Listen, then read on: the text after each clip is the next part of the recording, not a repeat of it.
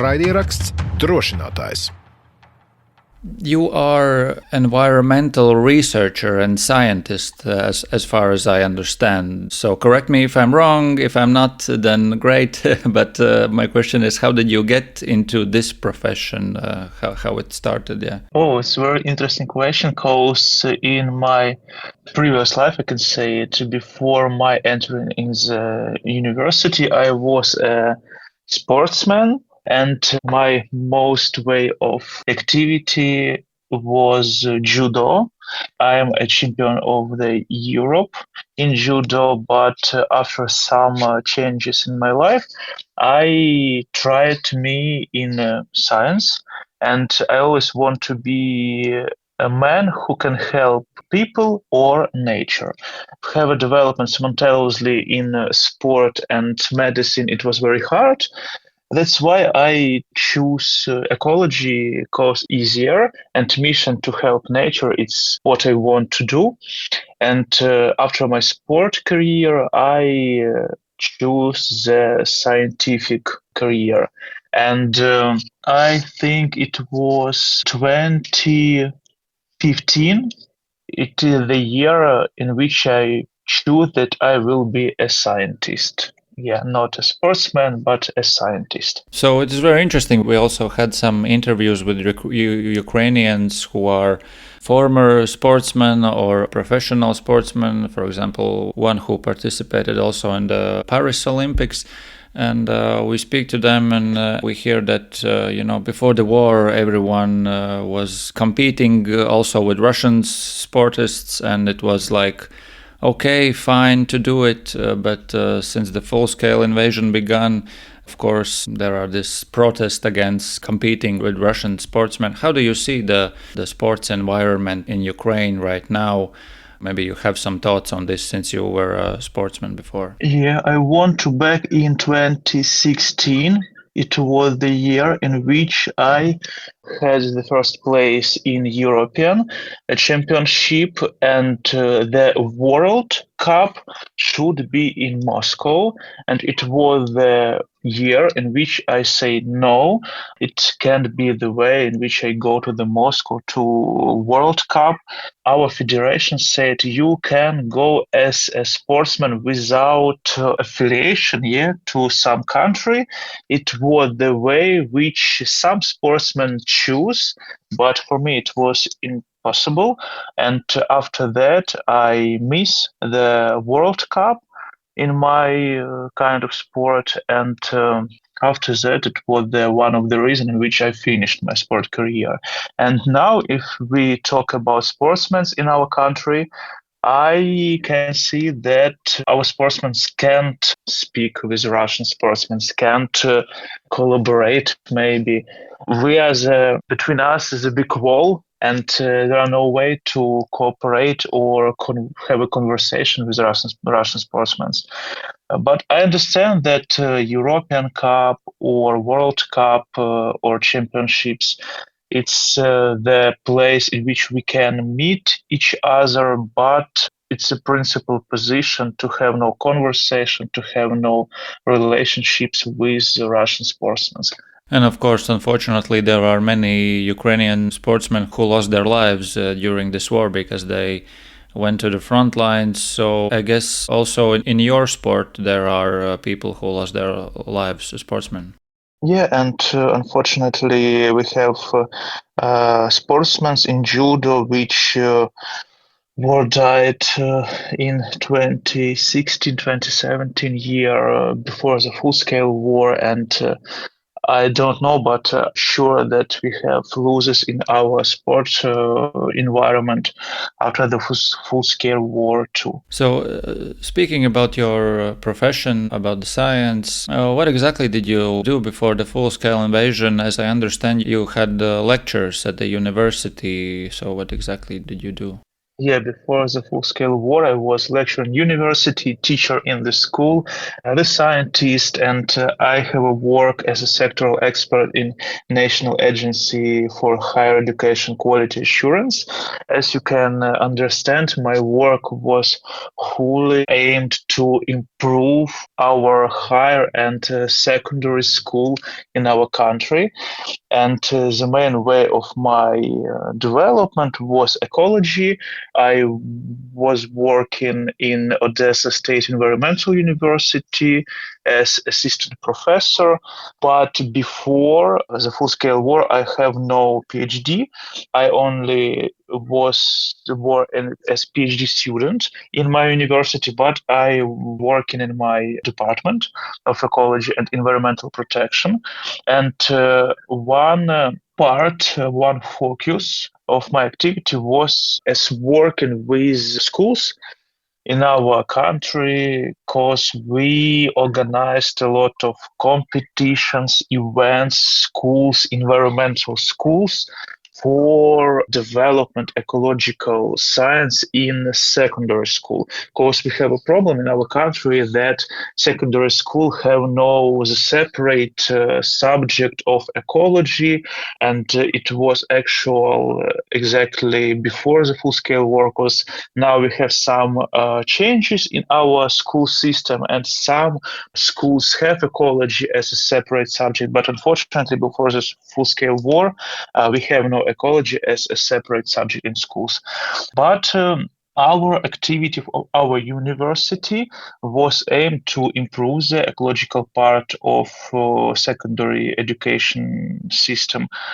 And we organized the first in Ukraine ecological school for schools, children, and it was 4 times. Yeah, and the second, third, and fourth times it was with UNICEF, and to you report it was the big whole Ukrainian school for children's in which we try to implement some ecological initiatives in schools, participant schools. And I think it was great work because we can see that in Ukraine during the last 10 years, ecological education improving, interest of children's of childhoods increased in this sphere. But not only with schools, my work war deals. One of the way of my activity before the full-scale war is science. I have the specific topic of my investigations like persistent organic pollutants. It's not popular topic for Ukraine because, as you know, maybe you know that dioxide is the most dangerous substances, pollutants in the world, as we know, and a lot of technological processes can release these substances into the environment. And my work was aimed to monitoring these substances and implement the calculative method of monitoring of these substances in our country. Yeah, so difficult information, I think. No, it's fine, it's fine. So the full-scale invasion was turning point for you, as it is for many Ukrainians. So Yeah. what did change in your life at that point? Yeah, after the full-scale war began, my previous work seemed unnecessary because the whole our activities should be aimed to support armed forces of Ukraine. And in March 2022, I was in my kitchen and tried to think how can I help to armed forces of Ukraine and to continue to develop my ecological activities. And the first idea was create the project Plastic Saves Lives. What about it? It's about separate waste collection. My activity in separate waste collection was before full-scale war, but the difference between my previous activity in separate waste collection and current activity is that waste should be transferred to money, to donation, and these donations should be aimed to armed forces of Ukraine's support. And how it works, we collected plastic caps in Plastic Saves Lives project, and after that we send it for recycling, have money from the recycling companies, and after that we accumulate this money and can buy some techniques, some support for armed forces of Ukraine. So you somehow contacted with the Ukrainian army and told that you have this kind of idea. So how this cooperation happened? From the very beginning of the full-scale war, it was our friend which goes to armed forces of Ukraine, and he said that his how can I say it, his brigade, yeah. Mm-hmm. Can I say brigade? Yeah. We have a friend in brigade which said that his brigade need an ambulance, and this question goes from the concrete person, from our friend, and we know that our friend need an ambulance. But the next one, it was communication with soldiers who wrote the message for us in our social media, and when a soldier send a message in our social media, we continue our conversation. We ask how we can help you, and if he's needed connected with our activity, because during the 2 last years we collected caps for drones, we buy drones, and if the needed of this soldier is drone, we can have this support and try to collect caps to send to this warrior some drones. You're not the only person in this initiative who doing all this coordination and everything. So who are those people besides you? Have a lot of people beside me. The first one is our partners. Of course, we have the enterprise which recycle this plastic and send the donation to us. The next one is our big partner, NGO Mrija Вільних людей, which can be translated as Dream of Free People, which separate all caps from all the territory of Ukraine.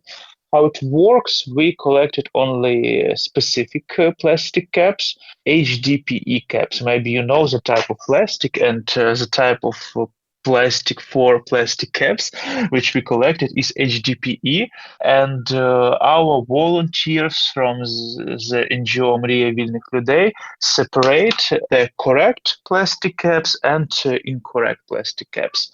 It's our big team and big support in this project. The next one is coordinator in some cities, because Plastic Saves Lives located in Odessa, but we collect plastic caps on the whole territory of Ukraine, and our recycling points located in the all regions here in Ukraine, in Kherson, etc. And local coordinators send me a message that we have some plastic caps, and after that they send these plastic caps for us by Nova Poshta. It's our one of the most bigger partners of the project, Nova Poshta Humanitarian, because they give a possibility for all participants to send plastic caps free, and it's a very big support, because you know that sending of caps should be very expensive, but thanks Nova Poshta Humanitarian that we can do it for free. It's a main form of our communication. And if we speak about how this practically happens, so these bottle caps that need to be handed over, do they also need to be somehow prepared in some special way, maybe, I don't know, washed or something? We don't need to wash it, because the recycling enterprise can bring these plastic caps dirty, but it's very important that it should be the plastic caps of right type. HDPE caps. That's why we can, if we want to have more donation for our plastic caps, because we have a money per 1 kilogram of plastic caps, we can do one more way to separation of these caps. We can separate it by colors. We have one more partner as the project Presses Plastic Ukraine, and sometimes they need in plastic caps in specific color of plastic caps. And if we send plastic caps to our main partner, we have maybe 12 Ukrainian hryvnias per kilogram. But if project Presses Plastic Ukraine have an order for us and they want to have plastic caps separated by colors, these caps can cost maybe 40 hryvnias per kilogram, but it's not strict practice. It's maybe sometimes we can use it because these projects need in these plastic caps separated by colors not often, but sometimes we can send these plastic caps separated by colors. And people can bring any number of these plastic caps to the points, or is Yeah, there, I don't know, some kind of minimum amount? Or Yeah. What is it? Second point in our project, it's a cafe, a restaurant, or a school which want to have some bucket for plastic caps collection. And if it's a little cafe, we understand that the amount of the plastic caps should be not big, but if we talk about school, universities, we understand that they have a possibility to collect much more plastic caps. I guess you see those points, those places where this collection happens, where the collection is bigger than the other places. So maybe you can tell in which parts of Ukraine people are most active, maybe to go and give those plastic caps. Very interesting question, because it depends on year of the project, but the main place, the main city which collected plastic caps, it's especially Odessa, and we have some partners like Cafe Alternative, which collected plastic caps and sent it for us every month, a lot of maybe 30-40 kilograms per month from the one cafe. But there are a lot of plastic caps was from Pivdennny city, from Kiev. We have one university, not a department of university of Shevchenko National University, which is coordinator of separate plastic caps collection in Kiev, and it's a very big partner during the last year. And Kiev during the last year is one of the champions in our separate waste collection. Many thanks for the team from Kiev. A lot of plastic caps sent it from Lviv, because all libraries in Lviv collected plastic caps for us. During the first year of the project, very big donation was from Vinnytsia. During the second year, one of the champions was Mykolaiv. And during the last year, we have a lot of plastic caps from, it's very interesting, from Carpathians, regions, because there are a lot of schools in Carpathian regions which collected these plastic caps and sent it for us. And are there some periods, some time of the year people are like the most active? I guess maybe in the summer there are way more these caps than winter, or so people are just, the weather is warm and people go out and it's more easy to get those caps as well. Yeah, I think according to the specific of our projects, it doesn't depend by the season, by the time, because all cafes work the whole year. That's why I think we have no difference between summer period or winter period. Do you know maybe any of these collection points also have been hit by any Russian attacks during this war? Is there any problems with this? Yeah, it was in 2024, I think, in Mykolaiev's university. I can't remember the name of this university, but students from the Mykolaiv University collected plastic caps for us. And I think in 2024, yeah, it was destroyed by Russian attack, and unfortunately, this point was destroyed. Unfortunately, yeah.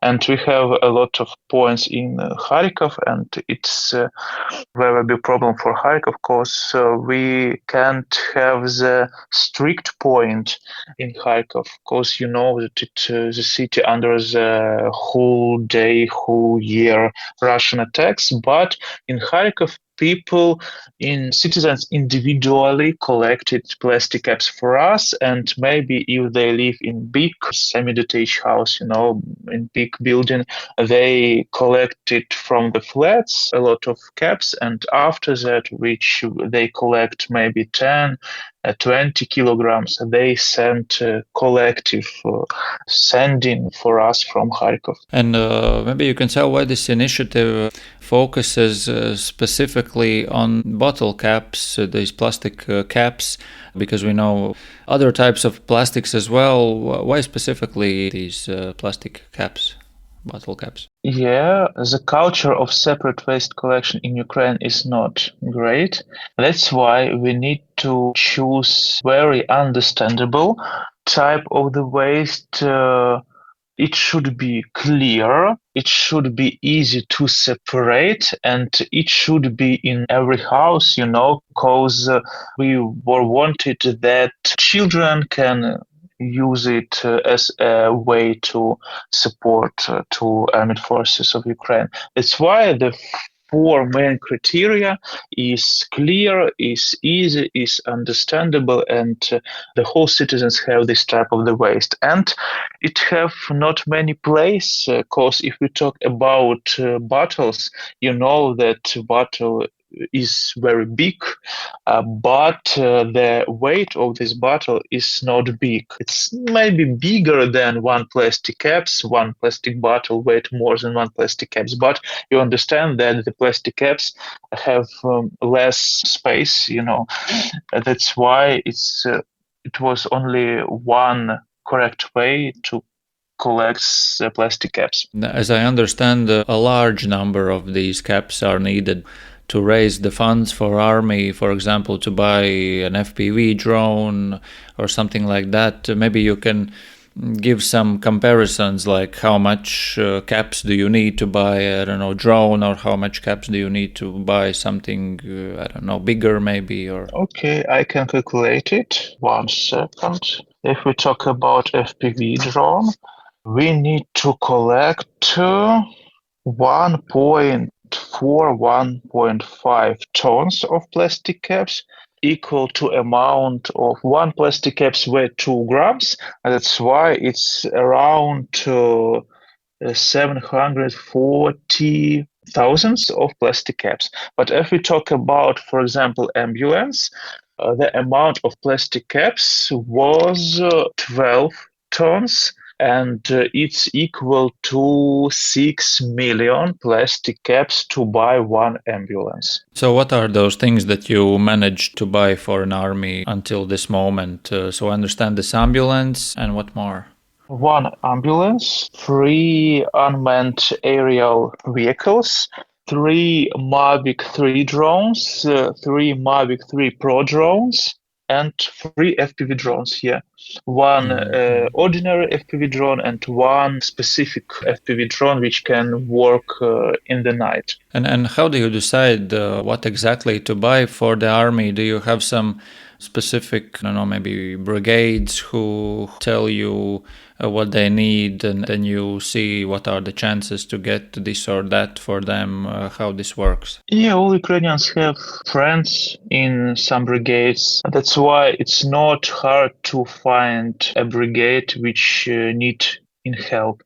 The main way to choose the brigade is, you know, we have a friend in this brigade. That's why our friend sent, we need in 1-2 drones, and we sent to our friend's brigade. But it can be a request from the social media, our social media, and if we know that this request is true request, it's real person, real soldier, we can close this request from our social media too. And can you maybe tell me what is the reason why did you not join the army? Did you felt that you would be useful to the country with your knowledge, with this kind of initiative more, I don't know, on the battlefield? Because in Ukraine you have this debate also now that you need to mobilize more people and so on. So can you tell your thoughts about why aren't you in the army and about this whole problem with mobilization? From the very beginning of the full-scale war, I tried to be mobilized, but in this period of time, we have a lot of soldiers, and in special points, man said me that you will be more effective in another place. It was 2022 year, but it's not main reason, because the volunteer activity is maybe 20% of my time, which I spend to help my country. The 80% of my time is scientific activity, is working with international partners, and now during the last 6 months, I work in Horizon Europe office in Ukraine, and we work with Ukrainian participants in Horizon Europe program and try to consultate it to improve the quality of their signed grants and grant proposals. That's why I think if it will be necessary to be mobilized, we all understand in Ukraine that it should be happened with all of us. But during this time, I work in my main work, which deals with science, ecology, ecological investigations, with international partnership in grand sphere, volunteering the activity. That's why I think in this time, this should be the most effective way to support to my country. But if it should be changed, okay, we all understand that yes, it's possible to change our life in this way too. How big do you think is the understanding in Ukraine? What is a friendly attitude towards the environment? What is ecology? How to treat to the nature? What is pollution and all these things? How do you see? Do Ukrainians understand it? Do you see that there is a lot of work to do so that they would understand this? How do you see this? Yeah, Ukrainians clearly understand that this war destroyed our environment, and the main tragedy which showed it was Kakhovka dump destruction, because in Odessa region, Mykolaiv region, Kherson region, we had during 1 month absolutely dirty marine environment, and a lot of things from Kherson region was in our coasts, and it was really easy to understand that this war really have a great impact to our environment. We understand it because we had danger from Chernobyl, and we had the atomic station in Zaporizhia. We understand that the oil slip in our sea moving during the last 3 months in Black Sea, and it's a disaster for us too.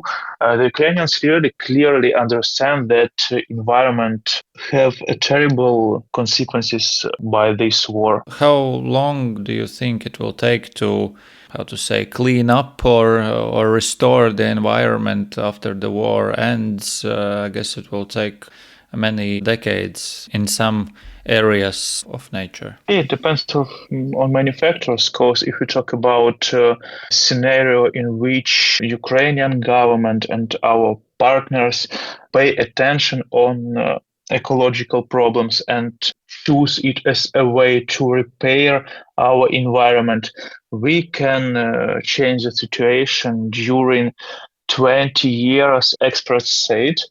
But if we have another priority ways to rebuild our country, to repair our country, we understand that some consequences should have a lot of time to be changed, to be repaired. But at least some decades, we need not rebuild, but renew, restore our environment. Where do you see yourself after the war ends? Do you maybe in some way will get back to lecturing students? Or what do you think you will do? It will be in the scientific field, that's for sure, I guess. Yeah, but will you still be doing this also activities like this plastic collecting activities and so on? How do you see it? How your life looks like after the war will end? I can't build some plans because I don't understand what will be tomorrow. But if we talk about my dreams, yes, I see myself in maybe not university, but scientific institute, as a person, as a scientist who try to create at least the system of monitoring of the environment in our city, because the main problem of our city and Ukrainian city is absence of monitoring system of the environment. And it's really important to know which statement, what happens with our environment. It's very important to understand what's happened with our environment. And for these purposes, we need to have the system of the environment monitoring. And maybe in my dreams, after the full-scale war, I want to be a person who will develop this system, who will develop the system to fix environmental problems and have reasons to propose solutions of these problems. And maybe after that will be a person who can create the mechanism to improve our environment in our country. And I guess this cooperation between Ukrainians and people from European Union, from those countries, it's also increasing during the war, and also because Ukraine is like getting closer and closer to the EU membership, and this cooperation is also getting stronger in this field in science and nature. Do you feel it as well, maybe? Yeah, exactly. This, all which is said, possible only in strict cooperation with European Union, with other countries, because we understand that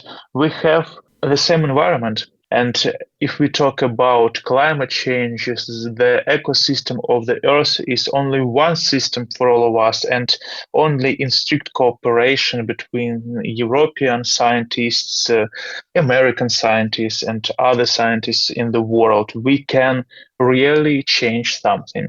Because climate change shows that our planet is only one for all of us, and when we change something in our country, we really change something in the global ecosystem. As a scientist, I understand it. I understand that it's not clearly for citizens, for people who don't work in the science. But if we talk about ecology, about environment, the activities of some countries really connected with activities of in other countries. And if we talk about our best future, we need to cooperate our activities in ecology to improve the quality of our environment. Okay, well, thank you very much for this interview. Thank you. Raidieraksts drošinātājs. Paldies! Tas bija Rihards Plūme, kurš sarunājās ar vides pētnieku un zinātnieku Vladislavu Mihailenko. Nu redz, paldies, ka tu uzdevi arī tādus nērtus jautājumus par mūsu varoņu pašdalību armijā, un tad mēs arī redzam, ka nevienmēr visiem ir jābūt frontē, ir cilvēkiem, kam jādara arī citas lietas.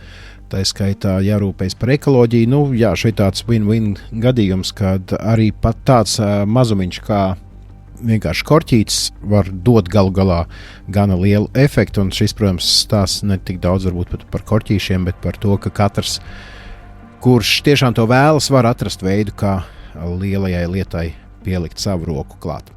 Ja jūs zināt kādu, kuram šī tēma varētu būt šķitusi interesanta, padalieties ar saiti uz mūsu šīs nedēļas epizodi vai atrakstiet mums uz drošinātājs@Latvijas Radio LV. Vienmēr būsim priecīgi dzirdēt jūsu atsauksmes, ieteikumus, viedokļus, kā arī, protams, ka varat ieteikt mums viesus, kurus būtu vērts uzrunāt, vai arī tēmas, kuras būtu vērts izrunāt ar mūsu eksperti Kristīnu Bērziņu. Bet šajā nedēļā tas viss. Nākamajā nedēļā parunāsim nedaudz par Krievijas propagandu. Ir iznākusi jauna grāmata un aprunāsimies ar tās autoru par ne tikai vienkārši interesantām, bet ļoti būtiskām lietām saistībā ar to, kā Krievija cenšas ne tikai ar karaspēku palīdzību, bet citām viltīgām metodēm ieņemt mūsu prātus. Jā, tiekamies jau pēc nedēļas 102. epizodē, joprojām gaidām arī, protams, jūsu viedokļus, idejas un jebko citu, kas ir uz sirds, un droši tas ir rakstāms uz mūsu e-pastu drošinātājs@latvijasradio.lv, un jauna epizode katru ceturtdienu, un nemainīgs joprojām ir arī mūsu epizodes nobeigums. Drošinātājs skaidri un personīgi par karu Ukrainā. Raidieraksts Drošinātājs.